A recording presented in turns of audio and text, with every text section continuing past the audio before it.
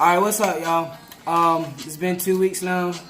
Thank you for watching the last previous video I put up with my basic training experience. That was part 1. This is going to be part 2. I'm going to put that in the title as well. I didn't put it in the last one. But the channel's growing. I'm getting more subscribers, more feedback. I really appreciate the feedback. The followers are on Snapchat as well. You got some followers on Snapchat? Yeah, shout out to y'all for supporting, man. Yeah. So we're gonna just jump right back into it. I know the last video was kind of long, and we're gonna try and make this one a little faster. I know you guys don't like to sit in front of this your phone screen watching these little videos for 15 minutes. So we're gonna get right into it. This is part 2, guys. If you're new to the channel, what we're doing is basically just like a basic training experience, right? And we're talking about like different phases of basic training. If you go watch the last video, it'll kind of explain that. And this is part 2, alright? So we're going to jump right into it. I have my little notes here because I didn't have notes last time. But for red phase, first thing we really did was Treadwell Tower. Treadwell Tower, yeah. And that was like literally within the first, 4 days we were there? Yeah. I was surprised at how fast we actually jumped into it to actually like the activities that we were doing. Remind you, this is actually week 2, but week 1, what they call after week 0. So this is after reception, and then week 2. Yeah, so basically week 1 because it's week 0, then week 1. Right. Yeah, it's kind of difficult to explain that, but you'll understand when you get there. Anyway, so we did that, and if you don't know what Treadwell Tower is, it's basically just like this big rappel tower that you rappel off of. It's like 40 feet high. For us, it was pretty cold. That was really the only big problem. It was freezing that day. But if you're afraid of heights and you're afraid of like rappelling and stuff, you'll have fun with this. You shouldn't have anything to worry about because they train you. Like you rappel off a smaller tower first, and then you rappel off the larger tower. I won't go into much details, but I'm sure there's plenty of videos out there that'll show like trainees rappelling off the Treadwell Tower. You will get rid of your fear. I mean, you'll still be scared, but they'll make sure you get down that wall. So. Yeah, you get down that wall, you're not graduating. Plain and simple. That's just how it goes. That's one of the qualifications that you need is to rappel off Treadwell Tower. Don't forget your belt either, because we had one soldier forget his belt and he couldn't, like his actual uniform belt, like for OCPs. He forgot his. You remember? He forgot his belt. Don't say the name, but. We know who it is. It's our dog, and he forgot his little belt, and he couldn't participate. So, we're going to turn this down. I can't be doing that. I'm sorry, guys. Alright, so enough about Treadwell. During your basic training experience, you will be doing marches, and you have like a 4K, an 8K, and a 12K. Get in the picture. Ain't nobody can see you now. Okay, yeah, nobody can. Can you see him way over there? No, you can't see that man over there. Yeah. Excuse me. There was also a 16K. That's what I said, 16K. But you're gonna do the 4K, and that's like, how many miles is that? How many miles is 4K? It was like a little over, almost 3, right? Almost 3 miles. 2.2, something like that. Yeah, it's close to 3, something like that. But you have all your gear on. And it'll really expose you to what to expect for the 8K and the 12K. Oh, and the 16K. You're right. I didn't say that. You're right. I apologize. So there's that. Yeah. Don't wear your sock liners. I think I said that in the other video, but don't do that. That's dumb. Don't wear your sock liners. You don't need to. They'll tell you to, but they'll literally give you blisters. So. Yeah. They say it prevents blisters, but... No. I got hot spots on my feet because of it.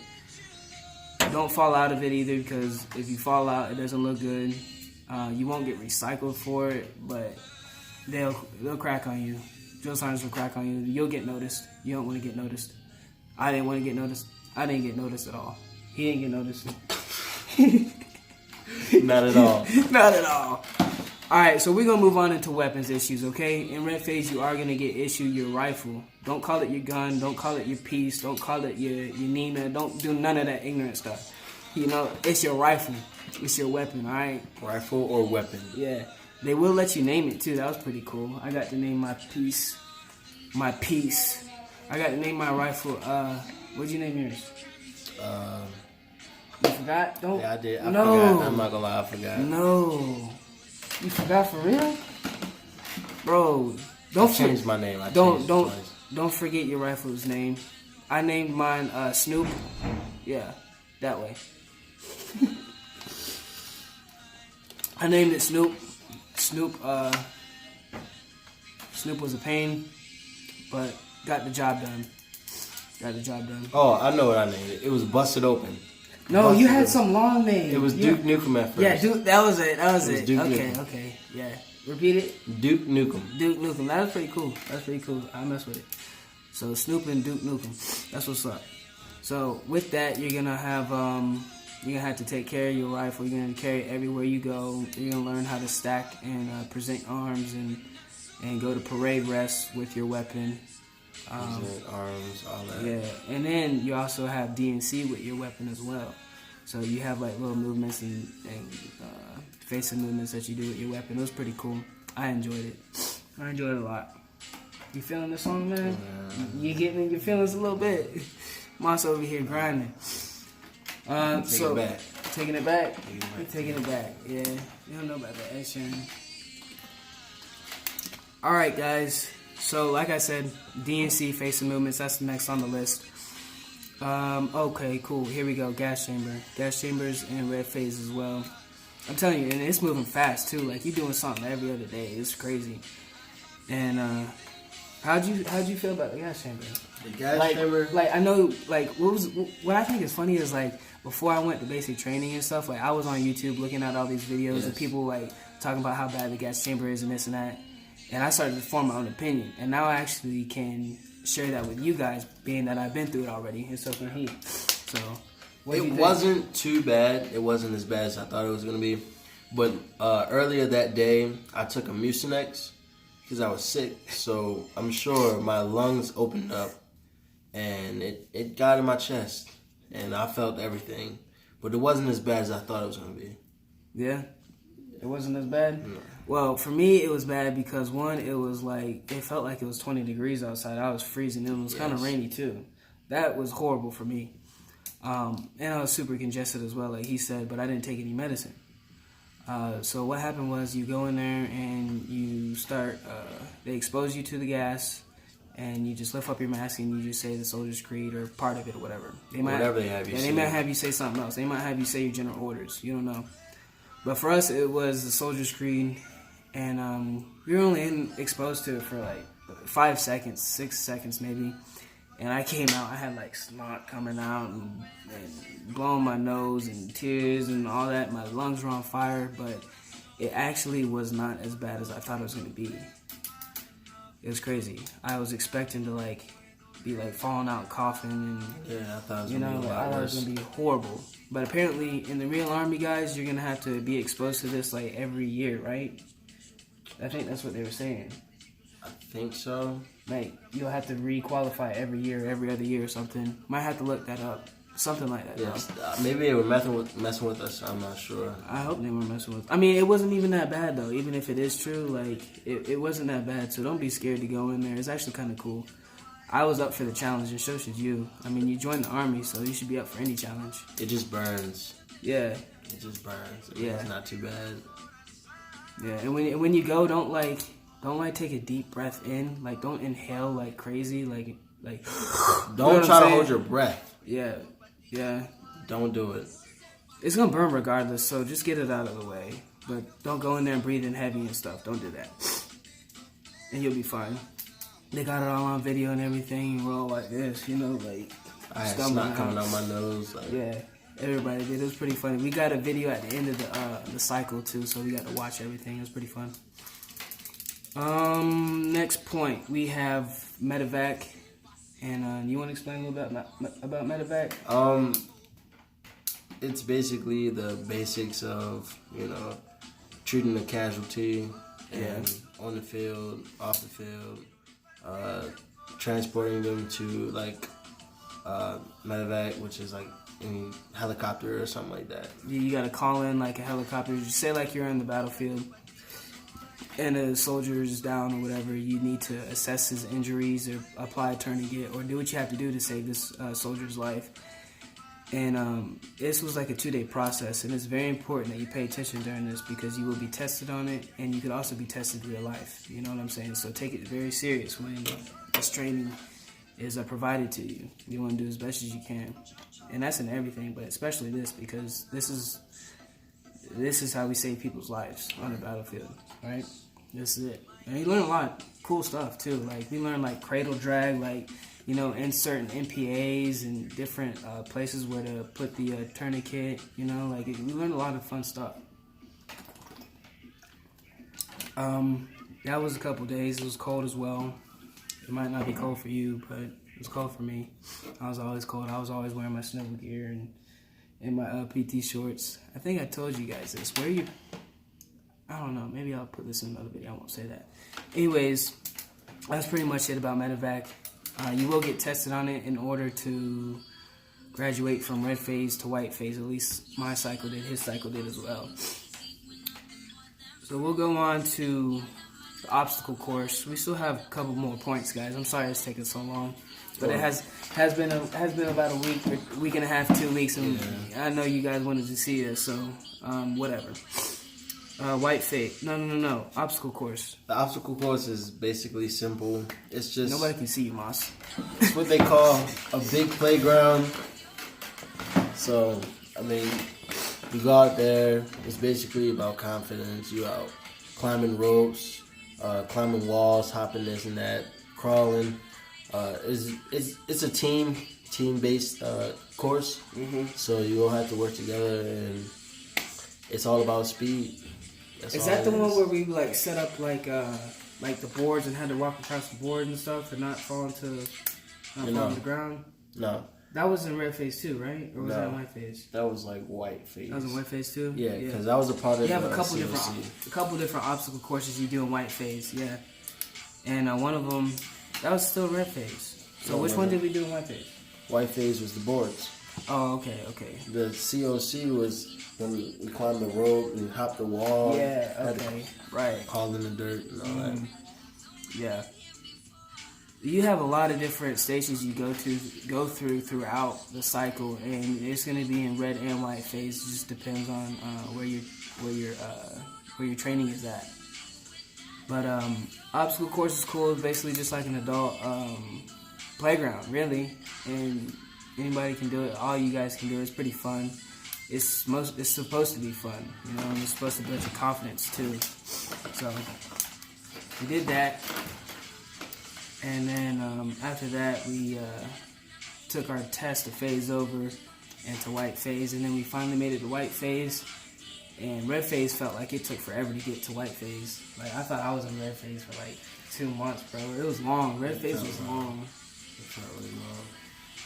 Excuse my my way of speech. I have a little accent. I'm from Baltimore, Maryland, so some of y'all might not understand what I'm saying, but it is what it is. It is what it is, and that's all it's going to be.